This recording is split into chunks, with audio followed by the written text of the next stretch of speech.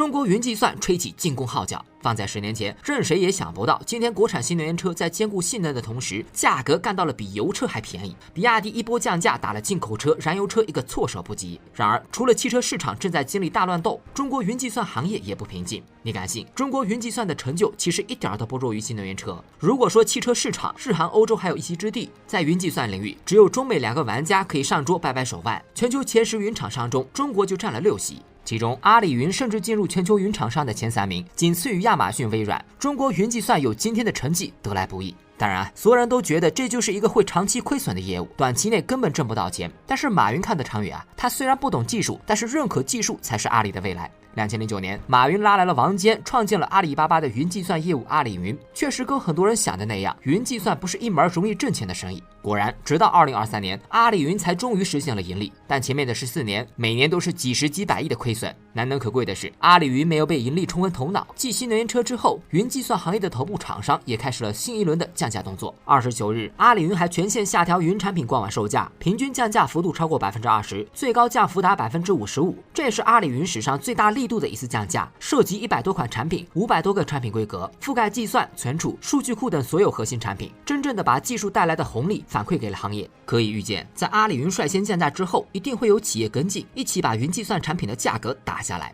这让我想到2015年前后，当时阿里云也是针对 CDN 降价，腾讯云等纷纷跟上。打到后来，国产云厂商的市场份额越来越高，而即便是在全球市场都有着先发优势的亚马逊 AWS， 现在连中国云计算市场的前5都排不进去。阿里云虽然在国产云厂商中率先实现了盈利，但阿里云估计也知道，现在的中国云计算还远远没有到赚快钱的时候。中国的业界通常认为，公共云渗透率越高，算力整体利用率也会越高。在美国，公共云渗透率为60%，而中国仅为28%，还不到美国的一半。虽然亚马逊等国际巨头在中国市场示弱，但在全球市场的份额依然可观。如果连数字化的算力蛋糕都没做起来，就别想着分蛋糕的事儿了。企业如果只盯着眼前的蝇头小利，是没有未来的。阿里云现在要走的路，类似于2015年4G 时代，当时3大运营商集体提速降费，促成了中国移动互联网的大爆发。现在网络和流量费用只有当年的10%，百兆、千兆网络都进入了寻常百姓家。阿里云创始人，如今中科院的王坚院士曾说，今天的数字化就是100年前的电气化，而算力的重要性就等同于水电煤，是可用来衡量经济发展的关键指标，会成为国家的核心基础设施。